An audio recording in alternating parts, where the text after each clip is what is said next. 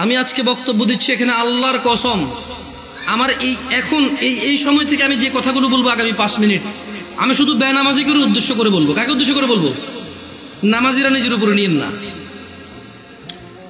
আমি এবার আমার এলাকা বলি কুমিল্লা নাঙ্গলকোট। আমার বাড়ি কোথায়?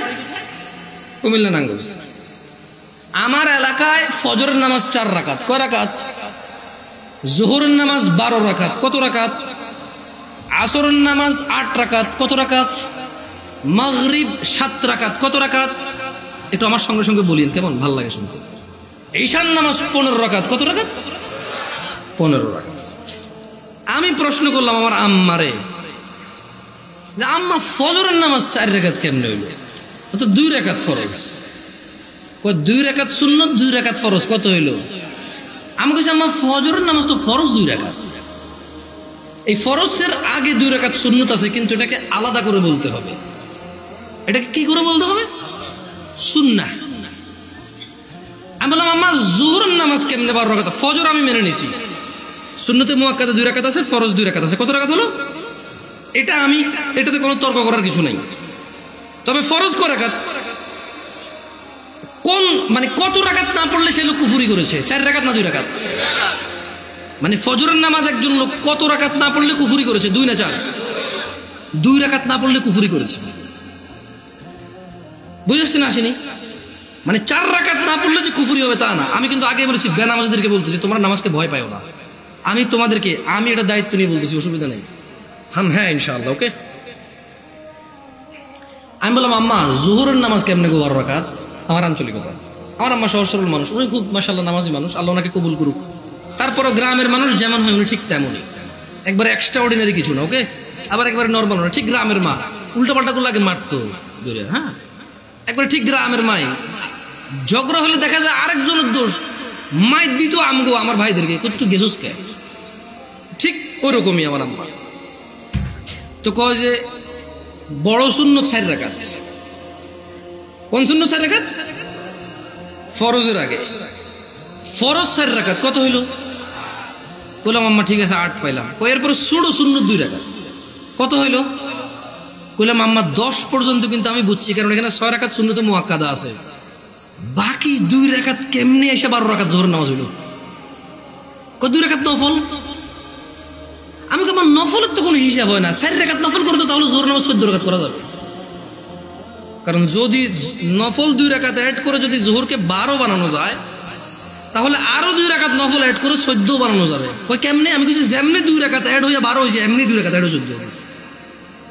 বুঝাইতে পারিনি? কি আমি কি ভুল শিক্ষা দিচ্ছি মানুষকে? আমি আমার আম্মাকে বললাম যে আম্মা 10 পর্যন্ত আমি বুঝতে পারছি যে এখানে 4 রাকাত আছে, যেটা না পড়লে মানুষ কুফরি করে, শিরিক করে, মানুষের ঈমান থাকে না, ওর মুসলমানিত্ব থাকে না।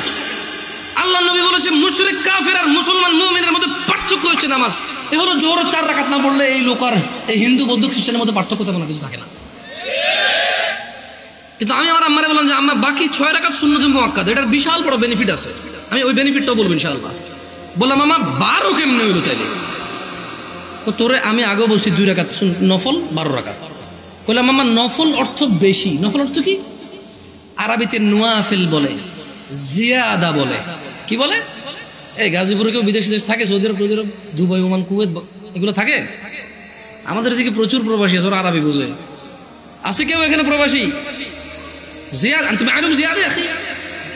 معلوم زيادة؟ ها؟ تدري وش المعنى زيادة؟ بزيادة يعني زيادة، ها زيادة. تلاقي عربية النوافل بزيادة، نوافل بزيادة বলা হয় কাকে? বেশি কি?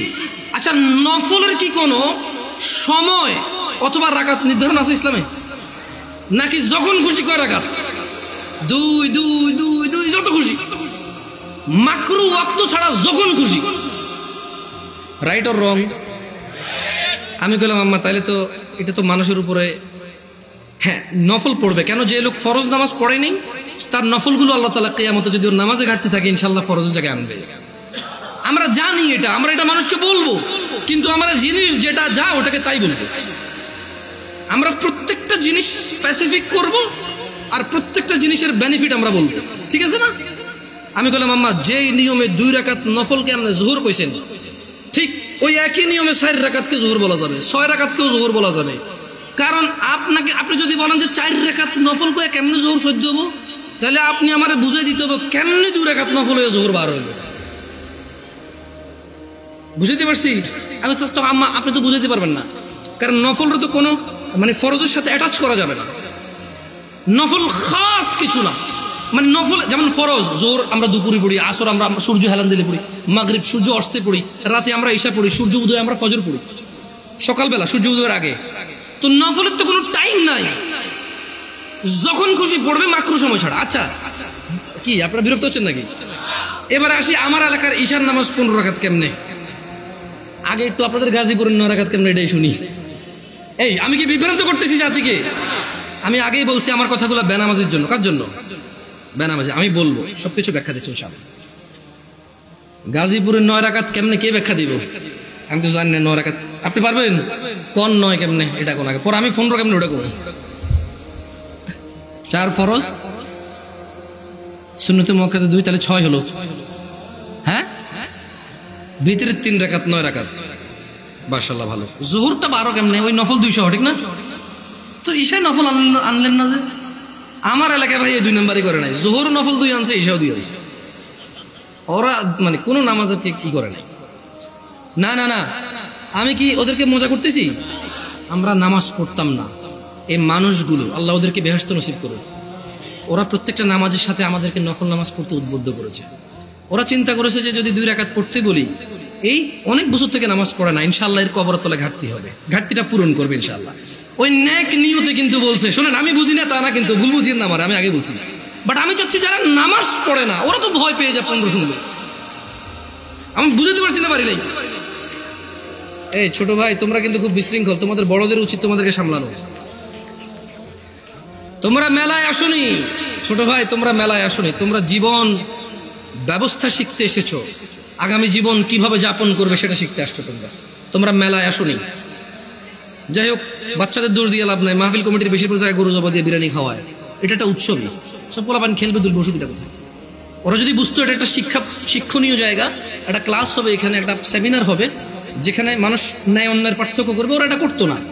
ওদেরকে ঠিক হওয়ার আগে মুরব্বিদের ঠিক হতে হবে, ওয়াজ মাহফিলকে আনুষ্ঠানিকতা বাদ দিতে হবে। এটা একটা শিক্ষণীয় জায়গায় রূপান্তরিত করতে হবে।